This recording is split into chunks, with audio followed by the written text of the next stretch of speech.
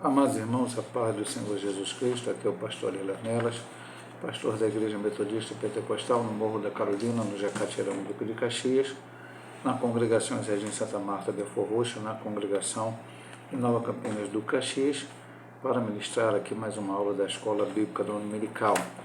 Nós utilizamos as lições bíblicas classe de adultos da CPAD.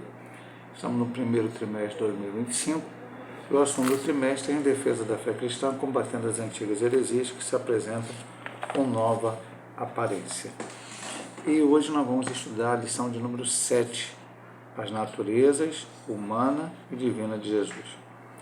Texto áureo, dos quais são os pais e dos quais é Cristo, segundo a carne, o qual é sobre todos, Deus bendito eternamente. Amém. Romanos 9:5, texto ao qual foi citado muito na lição passada, mas vem a ser o texto-alvo desta lição. Verdade prática, Jesus é o eterno e verdadeiro Deus e, ao mesmo tempo, o verdadeiro homem. Leitura bíblica em classe, Romanos 1, de 1 a 4, Filipenses 2, de 5 a 11. Romanos 1. Paulo, servo de Jesus Cristo, chamado para apóstolo, separado para o Evangelho de Deus, qual antes havia prometido pelos seus profetas nas Santas Escrituras, acerca de seu filho que nasceu da descendência de Davi, segundo a carne, declarado Filho de Deus em poder, segundo o Espírito de santificação, pela ressurreição dos mortos, Jesus Cristo, nosso Senhor. Filipenses 2. De sorte que haja em vós o mesmo sentimento que houve também em Cristo Jesus, que sendo em forma de Deus, não teve por usurpação ser igual a Deus, mas aniquilou-se a si mesmo, tomando a forma de servo, fazendo-se semelhante aos homens, e achado na forma de homem, humilhou-se a si mesmo, sendo obediente até a morte e morte de cruz. Pelo que também Deus o exaltou soberanamente e lhe deu um nome, que é sobre todo nome, para que ao nome de Jesus se dobre todo o joelho dos que estão nos céus e na terra e debaixo da terra, e toda língua confesse que Jesus Cristo é o Senhor, para a glória de Deus Pai. Introdução. Uma vez estabelecida definitivamente a Cristologia em Nicéia, no ano 325 d.C., e a Trindade em Constantinopla, 381 d.C., surgem novas especulações teológicas em todas as naturezas de Cristo, humano e divino. Essas controvérsias deram origem ao Concílio de Calcedônia, 451 d.C., hoje um bairro de Istambul, na Turquia. A presente lição é sobre o nestorianismo e monofisismo, dois pensamentos considerados heréticos no Concílio de Calcedônia. Então, meus irmãos, vamos aqui analisar algumas coisas na introdução.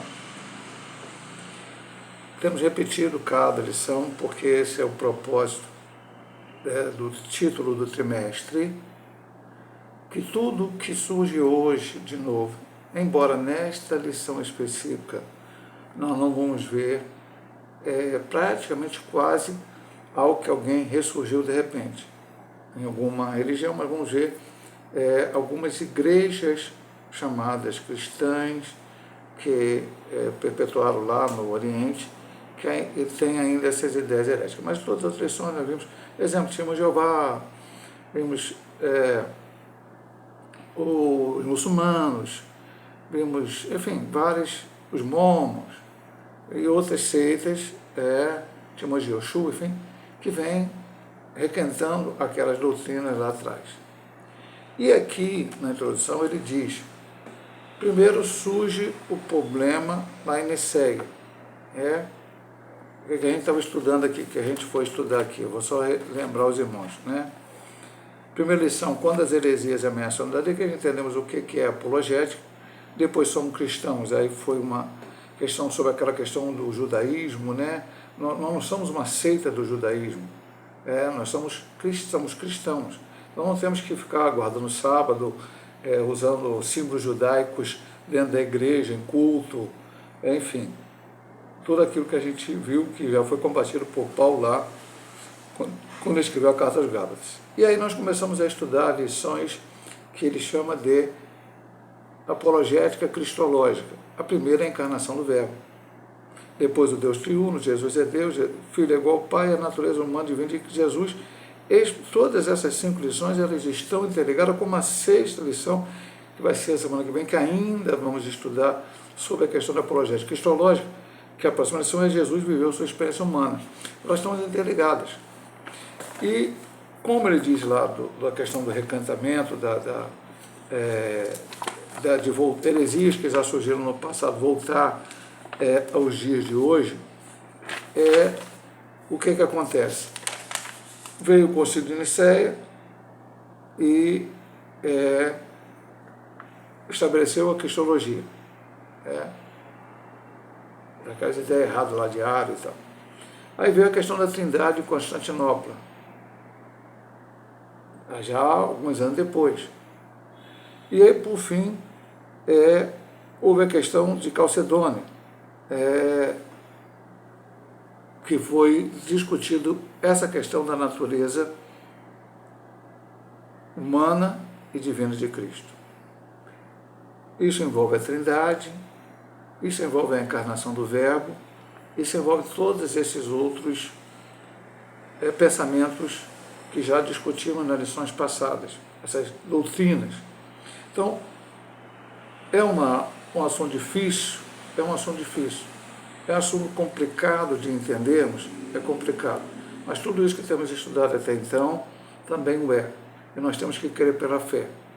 Esses concílios aqui registrados, que vai ser depois falado durante a lição, não foram concílios, chegaram lá e ficaram meia hora, chegamos à conclusão disso. Não, houve debates, opiniões, muito aprofundamento. E quanto mais esses homens estavam perto da igreja original, os pensamentos da igreja, os documentos que eles tinham na mão eram originais. Depois nós perdemos, passamos a ter só cópias. Então, veja, amados irmãos, que eles, alguns tinham tido contato com os discípulos, aqui não mais, porque já tinha passado bastante tempo, mas com os primeiros pais da igreja, muita coisa que foi escrita. Então, eles discutiram nesta base e chegaram à conclusão eu vou falar a palavra aqui, depois vai ser difícil de... Foi criada, até eu acho que o autor da lição, o pastor Ezequiel, não usou essa palavra, mas a união hipostática, que foi no Concílio de Calcedônia, que é essa união de Jesus Cristo, Deus, e Jesus Cristo, o homem. Vamos lá. O ensino bíblico da dupla natureza de Jesus. Descendência de Davi segundo a carne. Romanos 1:3, nossa leitura aqui, bíblica em classe. Acerca de seu filho que nasceu da descendência de Davi segundo a carne. O apóstolo está se referindo aos ancestrais de Jesus. Ele veio de uma família humana, de carne e ossos, que vivia entre o povo de Israel. Sua linhagem está registrada na introdução do Evangelho de Mateus, no capítulo 3 de Lucas. Jesus foi concebido no ventre de Maria, uma virgem de Israel, pelo Espírito Santo. Mateus 1:20, Lucas 1:35. Aí está o elo humano, divino, as duas naturezas do Senhor Jesus. Então aqui nós vamos começar a falar, aqui no início, da parte humana. Nessa discussão toda, logicamente que não há, de certa forma, uma dúvida que Jesus foi um homem.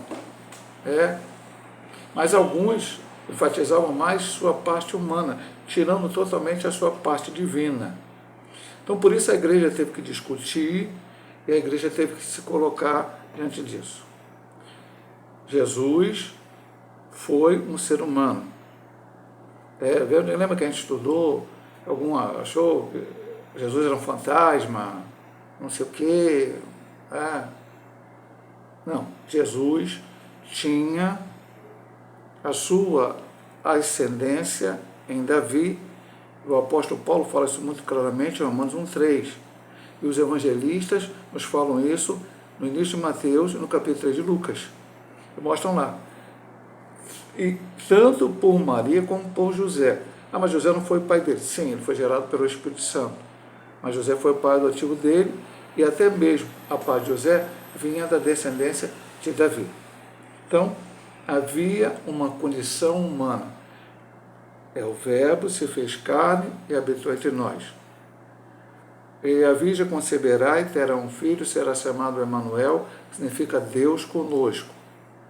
Então, houve esse nascimento miraculoso de Cristo por obra do Espírito Santo, mas a sua mãe, Maria, era uma mulher real, que viveu aqui nesta terra, e Jesus também nasceu no seu ventre. Jesus passou os 9 meses, Jesus nasceu, Jesus mamou, Jesus foi criança, certamente ele brincou com seus irmãos, a Bíblia não relata, e a gente está falando por isso certamente. Teve a sua adolescência, que a Bíblia relata com 12 anos ele indo lá no templo. Depois a Bíblia não nos revela o que aconteceu entre os 12 e os 30 anos, até que João Batista começou a pregar, como está profetizado em Isaías, e ele então ensina seu ministério, e até pregar, juntar os seus discípulos, depois morrer na cruz, ressuscitar ao terceiro dia e subir ao céu, e brevemente ele vai voltar para nos buscar. Agora, a segunda declaração aqui do ensino bíblico da dupla natureza de Jesus. Declarado Filho de Deus em poder. Aí é o versículo 4. Declarado Filho de Deus em poder, segundo o Espírito de santificação, pela ressurreição de mortos, Jesus Cristo, nosso Senhor. Essa expressão indica a divindade de Jesus, e isso é reforçado logo em seguida pelas palavras Jesus Cristo, nosso Senhor. Mais adiante, Paulo descreveu os privilégios que Deus concedeu a Israel, como a adoção de filhos e a glória, e os conselhos, e a lei, o culto e as promessas. O apóstolo conclui, dos quais são os pais, e dos quais é Cristo, segundo a carne, o qual é sobre todos Deus bendito eternamente. Amém. Que é o nosso textual de hoje, eu disse, quando li o textual, foi muito usado na lição passada. O Senhor Jesus é um judeu, descendente de Israel, e ao mesmo tempo é o Deus bendito eternamente. Então alguém vai perguntar assim, pastor, há versículos na Bíblia que façam-nos entender que Jesus era ao mesmo tempo humano e divino? Talvez um dos principais é exatamente o nosso texto bíblico, textual da lição, o qual está descrito aqui. Vou ler de novo para você lá no textual, que lá está completamente. Então, dos quais são os pais, e dos quais é Cristo segundo a carne, homem, o qual é sobre todos Deus bendito eternamente. Amém. Então, aqui Paulo descreve Jesus como homem e também como Deus. Haveria várias citações para fazer. Por exemplo, já foi citado lá atrás, quando se falou Jesus é Deus, ou na lição sobre a Trindade. Tomé faltou a um momento que os apóstolos estavam juntos. Não sabemos exatamente qual atividade que ele estava fazendo, ele está lá junto. E Jesus entra, passa pelas paredes e fala com seus discípulos e mostra as marcas. Jesus não ressuscitou em espírito, como o testemunho de Jeová diz. Jesus ressuscitou no corpo, nesse corpo tinha as marcas da sua morte na cruz. Os discípulos poderiam ver isso. Quando Tomé chega, os discípulos falam, Jesus apareceu, mostrou as suas marcas e tal. Aí ele falou, eu só acredito se eu ver. Uma semana depois, Jesus volta e Tomé está presente. E Jesus, eu sempre falo isso quando eu prego aqui no ensinamento, Jesus não se dirigiu naquele momento a Pedro, não se dirigiu a João, não se dirigiu a Tiago, a Bartolomeu, a Felipe, ao outro Judas, não. Jesus foi diretamente a Tomé. E mostrou para ele as marcas dos seus cravos. Aí Tomé se ajoelha e diz, Deus é meu e Deus meu. Então, ali está o Jesus homem, mostrando as marcas da sua crucificação, e ali Tomé estava afirmando que ele era Deus. Eu estava vendo um debate recentemente, eu não sabe, eu vejo muitos debates, até para saber as diversas opiniões que as pessoas têm e falam, perfeito, mas eu me baseei pela Bíblia e por fontes confiáveis, onde eu posso ler livros, enfim, pessoas que realmente pregam a verdade. Nesse debate, então, quando a pessoa foi confrontada sobre essa questão, aí disse que a gente não poderia criar uma doutrina, porque Tomé não é alguém que escreveu um livro. Então, por exemplo, o que Pedro disse nas suas cartas pode virar doutrina, o que Paulo disse pode virar doutrina, o que João disse pode virar doutrina, o que Tiago disse pode virar doutrina, o que Judas disse pode virar doutrina, mas, e até o autor de Hebreus, que não sabemos se é Paulo ou outro autor, mas alguém que disse isso fora do contexto não pode. Isso é uma visão estranha, porque nós vamos começar a pegar, por exemplo, vamos desprezar Elias e Eliseu, que não escreveram nenhum livro, eram profetas que falaram da paz de Deus, mas não escreveram nenhum livro. E assim tantos outros, como temos no Antigo Testamento, e até umas outras situações do próprio Novo Testamento, a gente vai dizer que não pode. Não. Tomé disse, ele era um dos 12 apóstolos, naquele momento 11, porque Judas tinha se matado, e ele, depois disso, Tomé não ficou parado ali olhando para ontem. Tomé virou até mesmo missionário, segundo a tradição diz, foi martirizado na Índia. Então, é uma declaração. Aqui Paulo diz, 9,5, Jesus Cristo em carne e o verdadeiro Deus. Então, há textos na Bíblia que nos mostram. Pastor, é difícil entender uma pessoa só com duas naturezas, até por uma série de nuances que daqui a pouco a gente vai falar. Sim, é difícil, mas há textos na Bíblia que nos fazem entender isto e compreender bem essa doutrina. O antigo hino cristológico, Filipenses 2, 5 a 6, que é a segunda parte da nossa leitura bíblica em classe. O texto está dizendo que, embora Jesus, sendo Deus, não usou as prerrogativas da divindade durante seu ministério terreno, e mesmo que fizesse uso dela, não considerei isso por uma usurpação. O apóstolo está se referindo ao status de Cristo antes da encarnação. João 1, no princípio era o verbo, verdadeiro verbo com Deus, o verbo se fez carne, eventualmente nós vimos a sua glória como a glória do unigênito de Deus Pai, o versículo 14. Mas enfatiza o aspecto humano, versículo 7 e 8. O apóstolo está sendo muito claro no ensino da natureza humana e divina de uma só pessoa. Essa passagem é parte de um provável hino que os primeiros cristãos cantavam nos cultos. O apóstolo Paulo a inseriu nesta epístola aos Filipenses. O termo grego morfé, forma, usado pelo apóstolo Paulo, sendo em forma de Deus, indica essência imutável, portanto ele jamais deixou de ser Deus. Então aqui temos que ver algumas coisas muito importantes. Vou falar uma que não é a mais importante. Não é a mais importante. Vamos lá.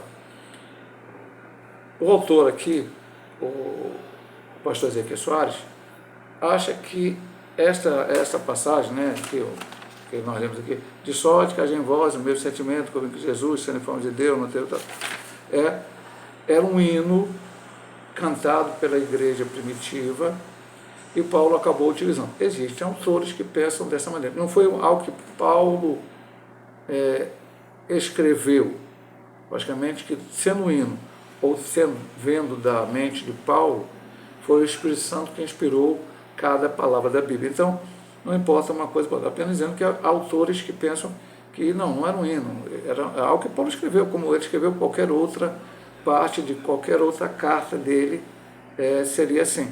Mas ele acha que é assim. Então, neste texto, vamos lá. De sorte que haja em vós o mesmo sentimento que houve também em Cristo Jesus, sendo em forma de Deus. Aí vem o que defende que ele não é Deus, diz que é em forma, não é Deus e tal, mas o texto aqui, morfé, usado pelo apóstolo Paulo, se indica essência imutável.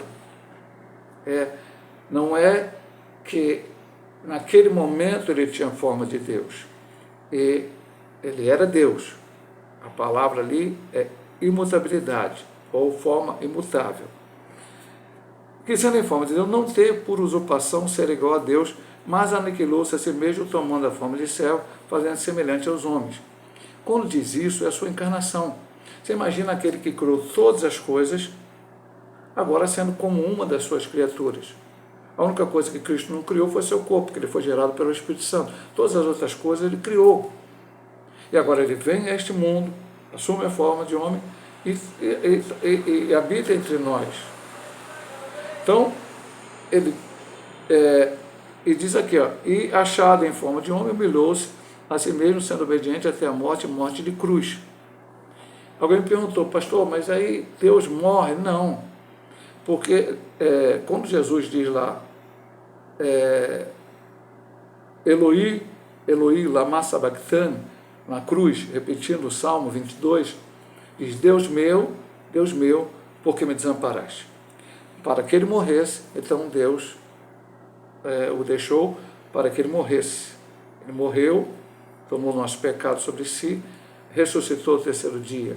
Então, ele morreu para os nossos pecados. Deus não pode morrer. Deus é imortal. Então, a gente tem que entender isto. É difícil. Pô, pastor, é difícil? Meu amado irmão. A nossa mente é finita. O pecado nos atrapalhou de entender muita coisa que nós entenderíamos se não houvesse pecado. Mas também se não houvesse pecado, não precisava Jesus vir a essa terra, o próprio Deus, e morrer na cruz. Então não haveria toda essa questão teológica para se discutir. Mas o homem pecou, então o proto-evangelho foi anunciado lá, a semente da mulher, ali já se fala da humanidade de Cristo, a semente da mulher vai esmagar a cabeça da serpente, mas um ser humano não pode derrotar Satanás, a não ser que ele também seja Deus. Você está vendo quantos textos, pelo menos por inferência, podemos ver o Deus homem, o Jesus Cristo como homem, como Deus, podemos ver em vários destes textos.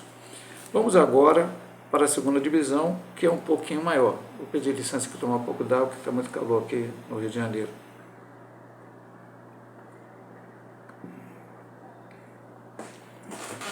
As heresias contra o ensino bíblico da dupla natureza de Jesus.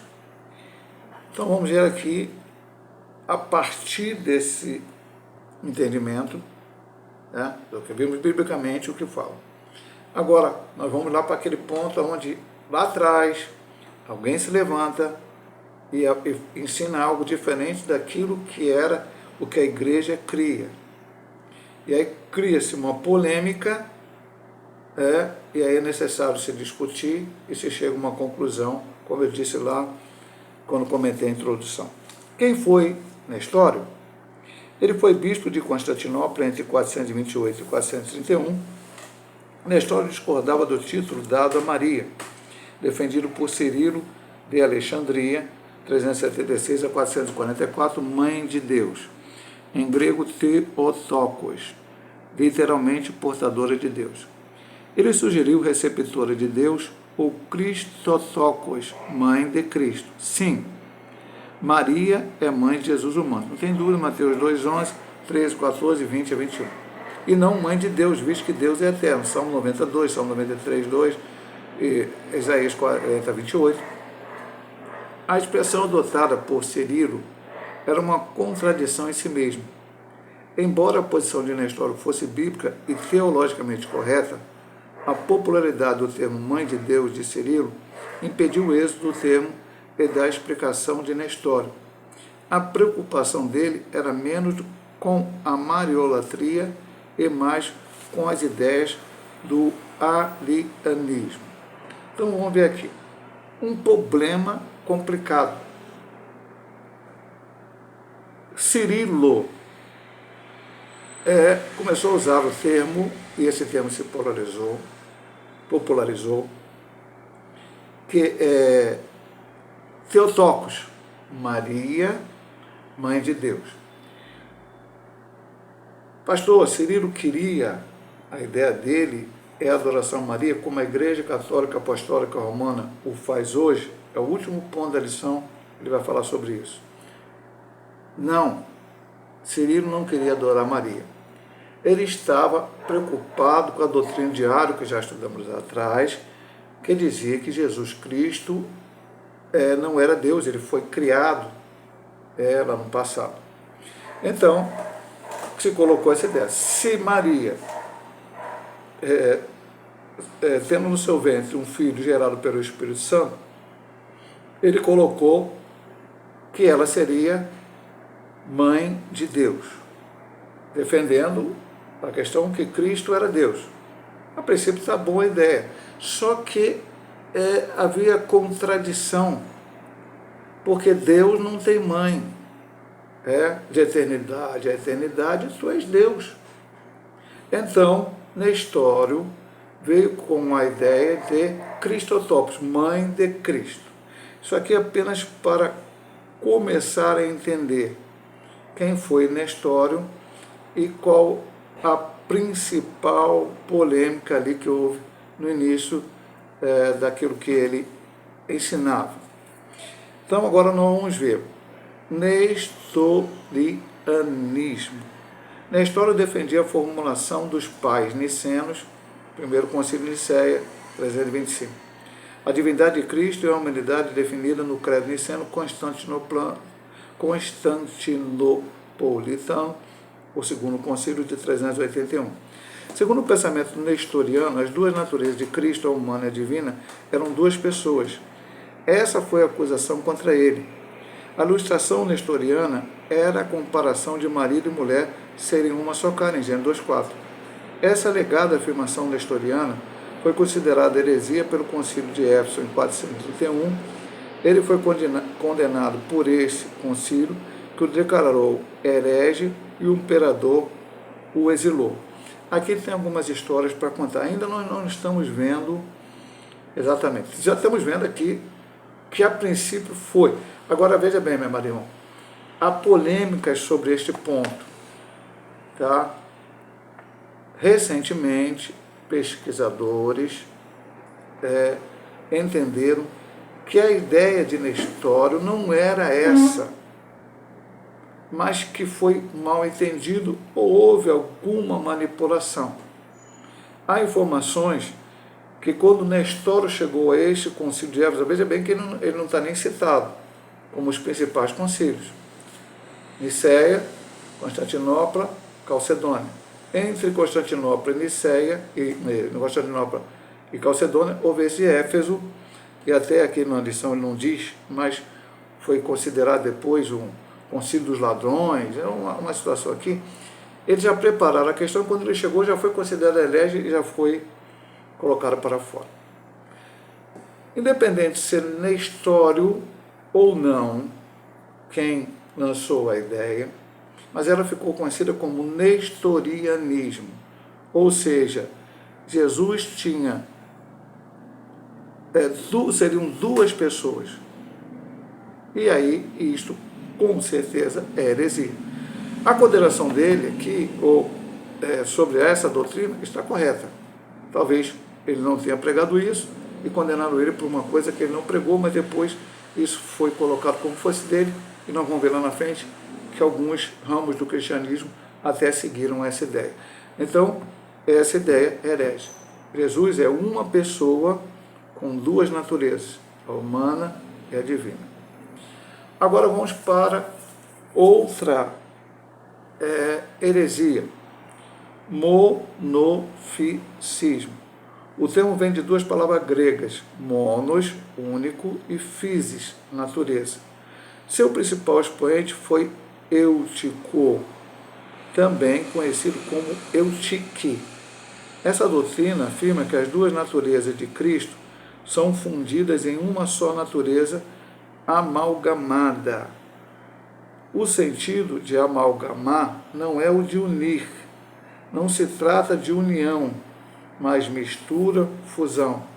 Assim seria uma só natureza híbrida, nem totalmente Deus e nem totalmente homem. Essa doutrina foi condenada no Concílio de Calcedônia em 451. Então vamos ver aqui. O pastor Ezequiel Soares nos colocou um exemplo aqui. A ilustração, um bronze é uma liga de cobre e estanho, de modo que nem é cobre e nem estanho, mas outro metal. Contra a cor verde é uma mistura das cores azul e amarela. Assim como o bronze não é cobre nem estanho e o verde não é azul nem amarelo, da mesma forma, de acordo com o Eutico, as naturezas de Cristo não são divina nem humana. Eu vou daqui a pouco, vai ter a resposta bíblica aqui e depois eu vou fazer um comentário também. Resposta bíblica para essa questão do monofisismo, que veio através de Eutico ou Eutique. Segundo a Bíblia, o Senhor Jesus é perfeito quanto à divindade e perfeito quanto à humanidade. Ele cita os dois textos bíblicos em classe, que já foi comentado no ponto 1, eu não voltarei a comentar isso. Eu, quando vou me preparar para dar aula, alguém pensa assim, o pastor está dando aula aqui, eu já expliquei para os irmãos aqui no vídeo, que essa aula, o meu principal objetivo é os irmãos que não podem frequentar a escola bíblica presencial. Comecei no tempo da pandemia, que a igreja teve que fechar ou diminuir as suas atividades, e pós-pandemia, continuei para os irmãos que estão enfermos, trabalhando, estudando, enfim, eles têm algum problema que não pode estar presencialmente na escola dominical no domingo específico. Então tem o YouTube, os que sabem que tem, que se interessam vão lá e veem, e os que não, às vezes não se ligam nisso, mas que eu sei que faltaram à igreja por motivo correto, eu mando para eles, através do WhatsApp, um link, ok? Mas como é que a gente vai dar essa aula? São muito difíceis, ninguém domina tudo. Então eu vou lá e estudo.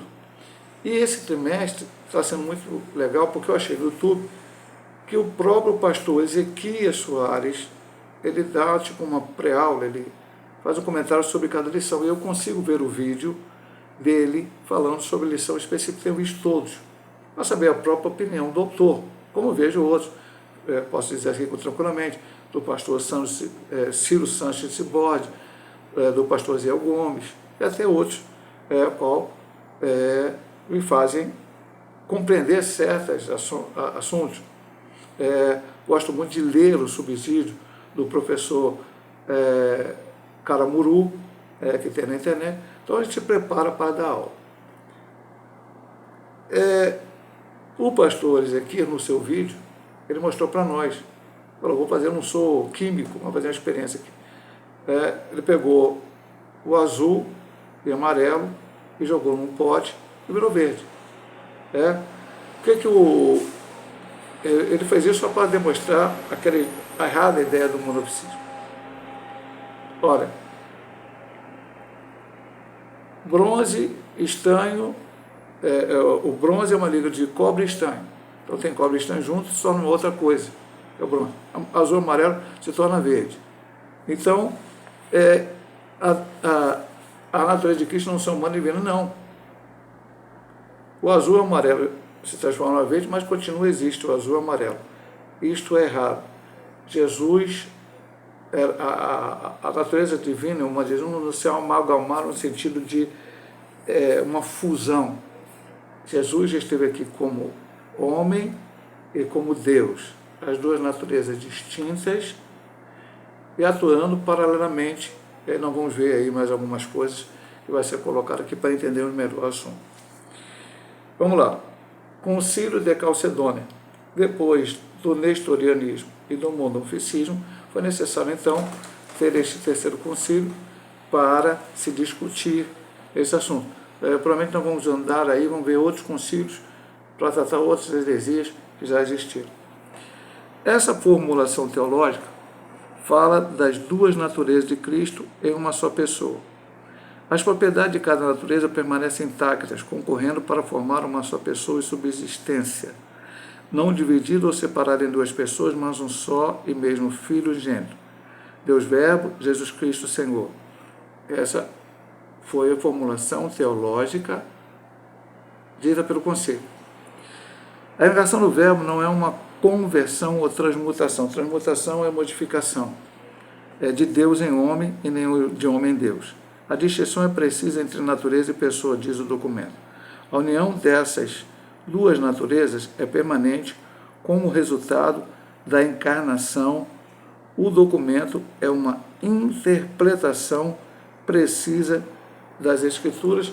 Aí ele vem citar João 10, 30 a 37, já citado em lições passadas, Jesus fala, eu e o Pai somos um, enfim, tudo aquilo que a gente já estudou lá no passado.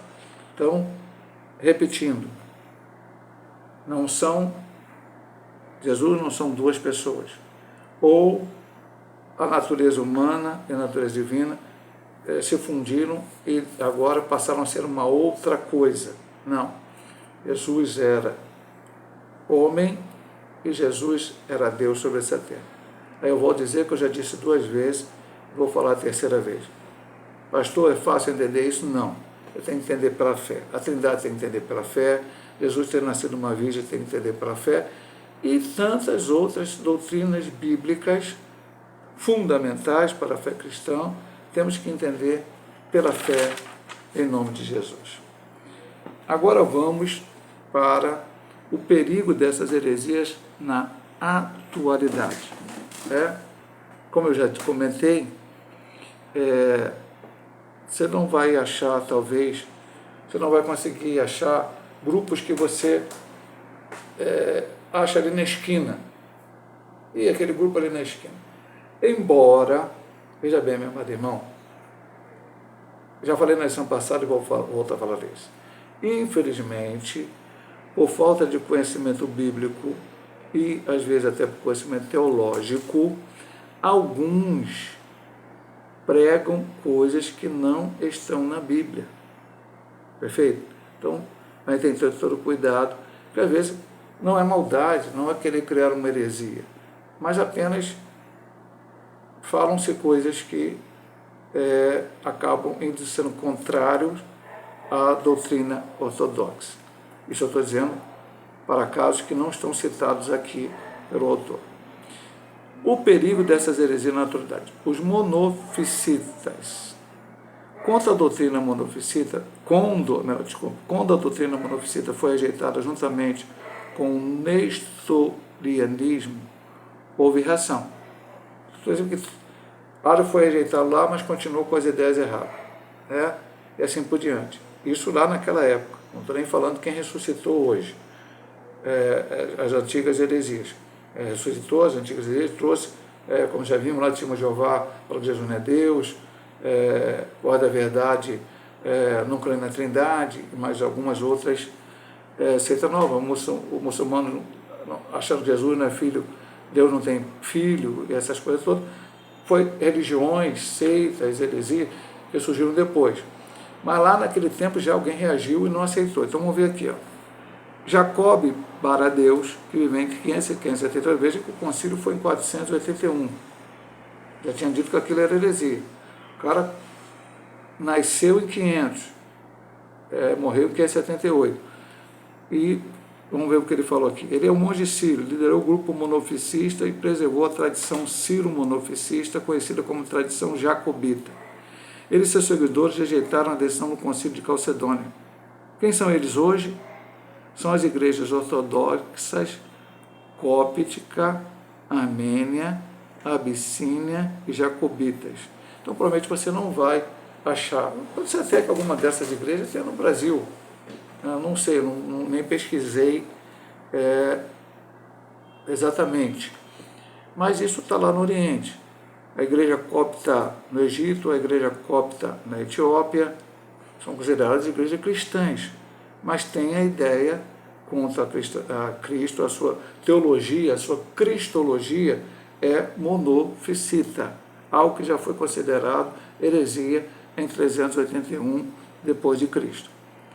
É importante conhecer a cristologia dessa tradição cristã e saber como responder seus questionamentos e, sobretudo, conservar a fé no Jesus, o Deus que se fez homem, o Emmanuel, Deus conosco, porque não está apenas em Isaías 7,14, mas está em Mateus 1,23, como um cumprimento de Isaías 7,14. A vez que você verá, terá um filho, seu nome será Emmanuel, Deus conosco. O Deus que se manifestou em carne. Esse texto, hoje eu estou meio sem ler texto, né? Li os da lição, mas não li textos extras, né? Hoje eu estou um pouco fora dessa questão, que eu sempre leio aqui vários textos, mas esse texto bastante conhecido, até um hino que eu cantava na minha mocidade, que é baseado nesse.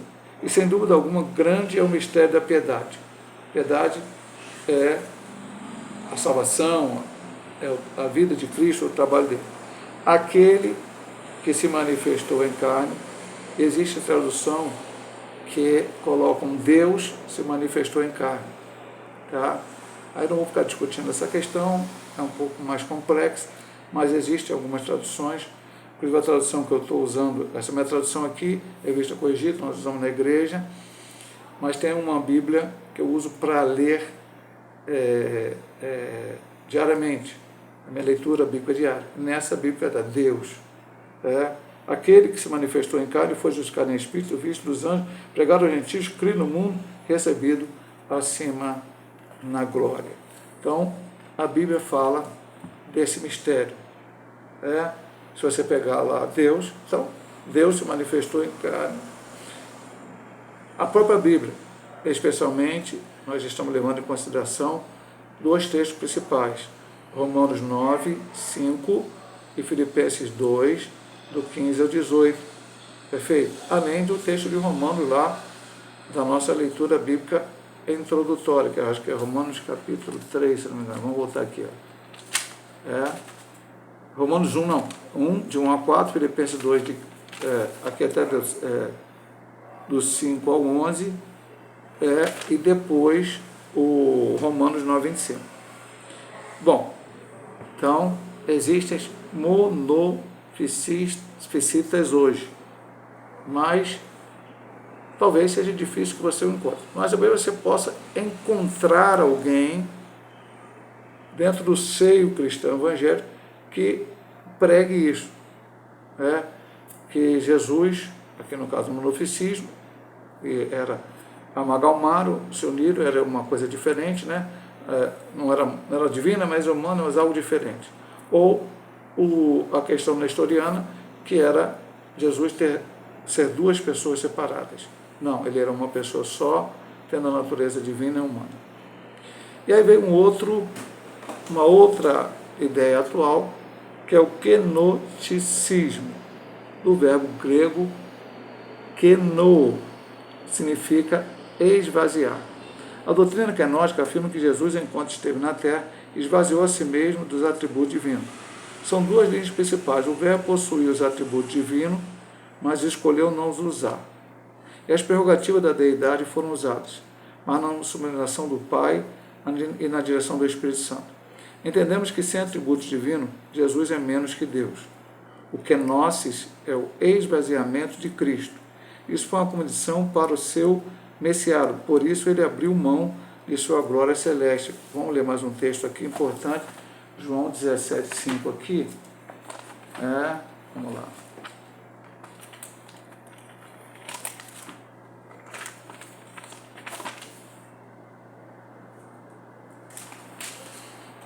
E agora glorifica a tua Pai junto a ti mesmo com aquela glória que tinha contigo antes que o mundo existisse. Jesus revelou sua natureza divina quando esteve na terra. Ele agiu como Deus, pois perdoou pecados. Aí ele cita Mateus. Então vamos lá, já que estamos no final, mas vamos lá. Agora vamos para o texto bíblico. Agora que chegou a hora de ler texto bíblico, esse ponto aqui é importante da gente ler bastante texto bíblico. Marcos 2, do 5 ao 7. Marcos 2, 5 ao 7. E Jesus, vendo-lhe a fé, disse ao paralítico: Filho, perdoados estão os teus pecados. E estavam ali sentados alguns dos escribas que razoavam em seu coração, dizendo: Por que diz este assim blasfêmia? Quem pode perdoar pecados senão Deus? E aí Jesus depois responde a eles, mesmo eles só pensando Jesus, veja bem, eles só pensaram, mas Jesus pensou, viu lá dentro do seu coração e falou. Só aqui já mostra que ele era Deus, mas não vamos comentar dessa forma. Ele perdoou pecados. Agora vai, recebeu adoração.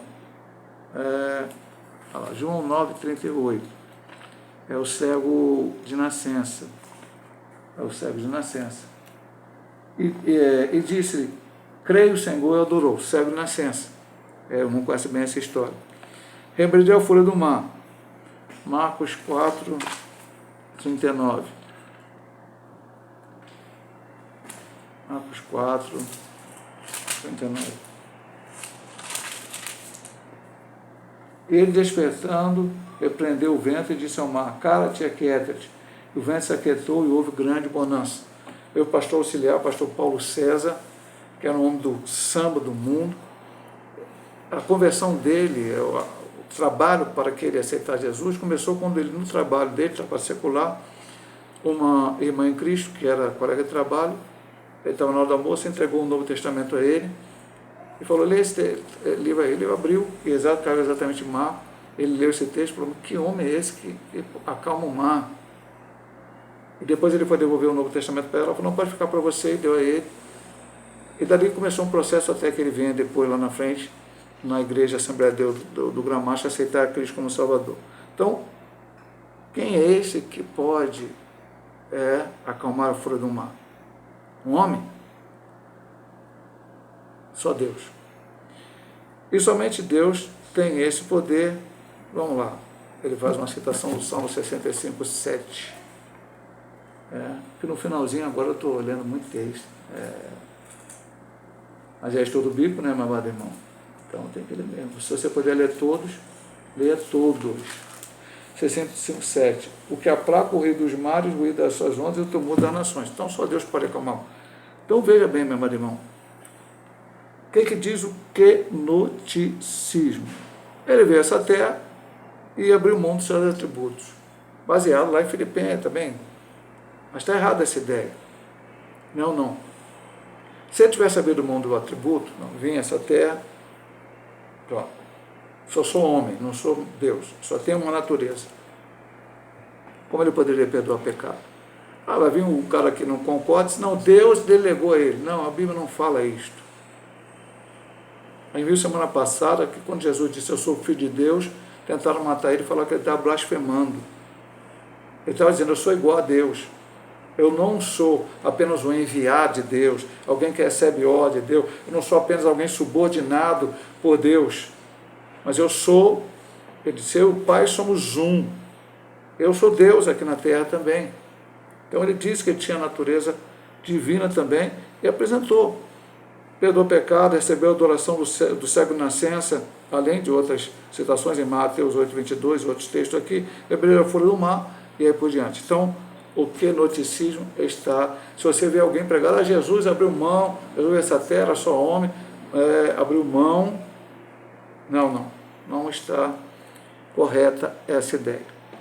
E a terceira é a mariolatria. Talvez essa você vai identificar mais, porque nós conhecemos muitos católicos romanos, temos até alguns parentes. Eu tenho uma tia que é filha de Maria, dentro da Igreja Católica Romana, irmã do meu pai. O catolicismo romano adotou o termo Mãe de Deus de Cirilo.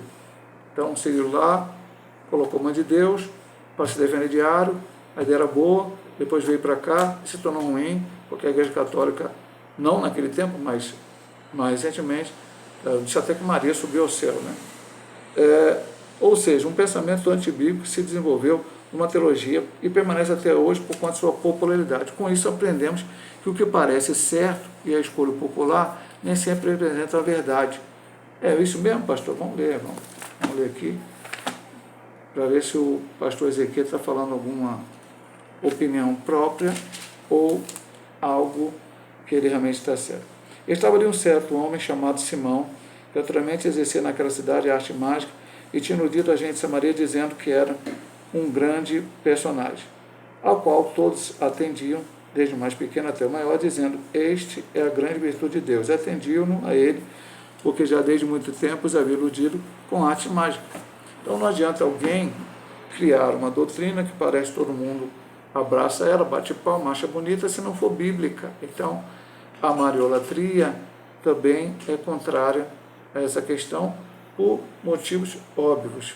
Maria não é mãe de Deus. Ela foi a virgem escolhida por Deus para que se cumprisse Isaías 7,14 e tivesse um filho, e esse filho Jesus Cristo nascesse, filho de Deus, para perdoar o pecado da humanidade. Maria estava ao pé da cruz, Maria estava no dia de Pentecoste, e se você pegar os apóstolos, ali não se fala mais sobre Maria, mas temos certeza que ela, com certeza, foi uma grande testemunha de nosso Senhor e Salvador Jesus Cristo. Vamos então para a conclusão. O Concílio de Calcedônia, em 451, reafirma os dois concílios anteriores, o de Nicéia em 325, e o de Constantinopla em 381, ratificando os credos produzidos por esses conclaves gerais e estabeleceu definitivamente as duas naturezas de Cristo. A melhor maneira de se proteger dessa e de outras heresias é conhecer bem no que acreditamos, os ensinos oficiais de nossa Igreja e seus respectivos fundamentos bíblicos. Isso serve como nosso referencial quando nos deparamos com doutrinas inadequadas. Então a gente volta a reafirmar aqui, irmãos, entendam, que o pastor Ezequiel Soares é da Assembleia de Deus. Nós somos da Metodista Pentecostal, doutrinas muito parecidas. Eu estudei um seminário assembleiano com grandes homens de Deus, pastor Lawrence Olson, diretor de seminário, pastor Adilson Faria Soares, pastor Jaime Soares, enfim, faltaria tempo aqui de citar grandes homens e a maioria absoluta deles da Assembleia de Deus. Portanto, a minha formação dentro de uma ideia da doutrina assembleiana, porque o seminário, embora fosse um seminário interdenominacional, tinha pessoas de várias denominações lá, estudei com o irmão da Maranata, de outras igrejas junto conosco, mas era um seminário de linha assembleiana, a revista da Assembleia de Deus. Então, quando ele fala aqui que nós temos que olhar para a nossa doutrina, a nossa denominação, e a base bíblica que apresenta ela, é porque, meu amado irmão, hoje existe vento de doutrina. Se você entrar no YouTube, eu estou aqui no YouTube dando essa lição, mas eu falei aqui para os irmãos, bem preparando, já vi N debates, não porque eu quero dizer, pastor, o senhor está em dúvida se Cristo é Deus, se o Espírito Santo é Deus, se isso, não, eu quero ver a opinião daqueles que são contrários, os seus argumentos, para me preparar melhor, ainda dentro da palavra de Deus, para combater. Nós não sabemos quando vamos encontrar com essas pessoas, porque não estamos conclamando ninguém a debate teológico com ninguém, mas dentro do seu local de trabalho, dentro da sua família, na rua que você mora, até você pegar uma condição, alguém pode chegar e começar a conversar com você e trouxer essas ideias. Jesus não é Deus, e não, Trindade não existe. Então você tem que estar preparado, como estamos na primeira lição, a defesa da fé, que nós estamos estudando aqui, em primeiro lugar para nós, nos preparar, para poder dizer a todos que nos questionaram qual a razão da nossa fé. Eu vou tirar o nome Assembleia de Deus porque eu não sou assembleiano. Eu não creio na Trindade, não creio na natureza divina humana de Jesus, não creio que Jesus nasceu de uma virgem, Jesus é homem, porque a Igreja Metodista Pentecostal disse, ou está no estatuto dela. Mas creio porque isso que a Igreja Metodista Pentecostal prega, a Assembleia de Deus prega, e tantas outras denominações sérias pregam, tem base bíblica, como estamos estudando nesse trimestre inteiro, é a palavra de Deus. Não é um que vai se levantar por aí e dizer, descobrir a pólvora, Jesus não é Deus. Porque lá tem vem o testemunho de Jeová, porque Provérbios, a sabedoria, é sabedoria de Jesus, ele diz que foi gerado, então ele é um Deus menor, não. E veja bem, meu amado irmão, vou falar algo com um irmão bastante importante. A cristologia é a parte mais importante para você ver em qualquer grupo, tanto aqueles que são heterodoxos, né? Testemunho de Jeová, Mormon, Adventista Sétimo Dia, vai. E até mesmo por uma igreja evangélica. Como é que você quer em Cristo? É o principal. Mas eu já disse aqui, já disse lá presencialmente na igreja, quando você desvia uma doutrina, vai pegar em todas as outras. E aí vai se transformar em algo que, no final, se aquele pequeno pensamento não é herege ainda só por ter aquele pequeno pensamento, passa a ser heresia no contexto geral. Então, muito cuidado, eu queria dizer aqui, aprenda, entenda, conheça os ensinos oficiais da sua igreja e, principalmente, os fundamentos bíblicos. Quando você se deparar com alguém que prega algo diferente, que pode até, dentro daquele pensamento, trazer uma dúvida para a sua mente, mas você vai lá no fundamento bíblico e por isso você tem que conhecer bem aquilo que a doutrina, que a sua igreja, ela defende. Ela é bíblica, deve ser por isso que você está nessa igreja.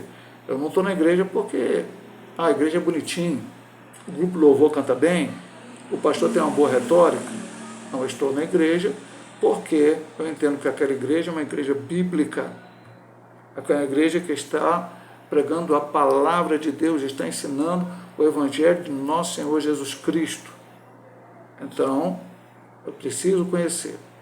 E nós, como cristãos, temos que estar sempre estudando e lendo a Bíblia. Mesmo que para nós seja difícil entender alguma das doutrinas bíblicas, mas como expomos aqui nesta lição, precisamos compreendê-los. Um pequeno, eu não sei nem se eu chamaria de bônus, poderia ter falado durante a lição, mas não falei. Qual o nosso pensamento para uma das ideias que as pessoas pensam que Jesus não é Deus? Jesus disse que não sabia a hora que ele voltaria, só o Pai. E isso porque ele estava aqui no mundo, e dentro de estar aqui no mundo, aqui, como homem e como Deus, havia uma limitação. Quando ele voltou para a glória, ele sabe a hora que ele vai voltar. Segundo bônus, por que cremos que Jesus é 100% homem e 100% Deus? Deus não tira férias, Deus não deixa de ser Deus em algum momento. Se Deus deixar de ser Deus em algum momento, ele deixa de ser Deus para sempre. Então, ele é Deus. Ele veio aqui para morrer na cruz por nós, para manifestar o amor, que é o principal de Deus para todos nós. Se Deus assim nos permitir, meus amados irmãos, e certamente voltaremos, de certa forma, neste assunto de hoje, mas é importante. A última lição da apologética cristológica, a lição 8, semana que vem estaremos ministrando. Jesus viveu a experiência humana. Deus possa abençoar a todos, em nome de Jesus.